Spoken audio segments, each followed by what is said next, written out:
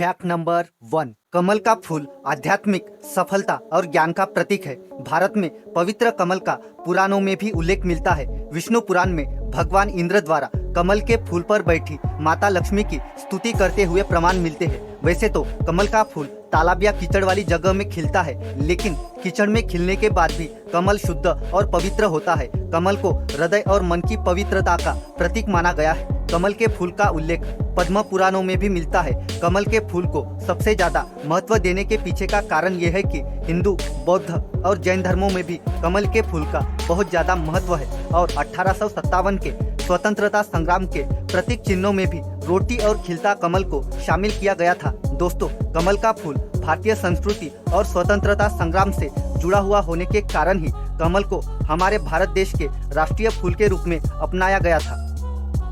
Fact number 2। आपको ये 6 बातें किसी दूसरे व्यक्ति को नहीं बतानी चाहिए। नंबर 1, अपने घर की पर्सनल बातें किसी दूसरे व्यक्ति को नहीं बतानी चाहिए। नंबर 2, आपकी खुद की पर्सनल बातें किसी दूसरे व्यक्ति को नहीं बतानी चाहिए। नंबर 3, आप कितना कमाते हैं और आपके पास कितनी धन संपत्ति है, ये बातें किसी और को नहीं बतानी चाहिए। नंबर 4, अपने दोस्त की पर्सनल बातें किसी दूसरे व्यक्ति को नहीं बतानी चाहिए, इससे आपकी दोस्ती का रिश्ता खराब हो सकता है। नंबर 5, आपकी कोई कमजोरी हो तो वो किसी को भी नहीं बतानी चाहिए। नंबर 6, आपकी बीमारी के बारे में सारी बातें हमेशा दूसरे लोगों से छुपा के रखें। अगर आपकी ये बातें आपका बुरा चाहने वाले लोगों को पता हुई तो वो आपकी इस कमजोरी का फायदा उठा सकते हैं। Fact number 3।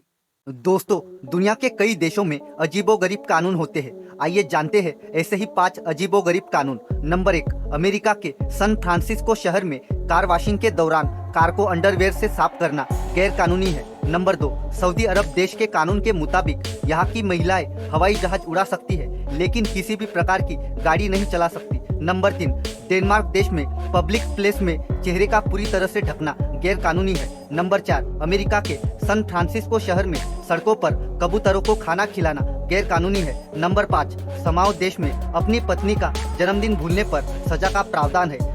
Fact number 4।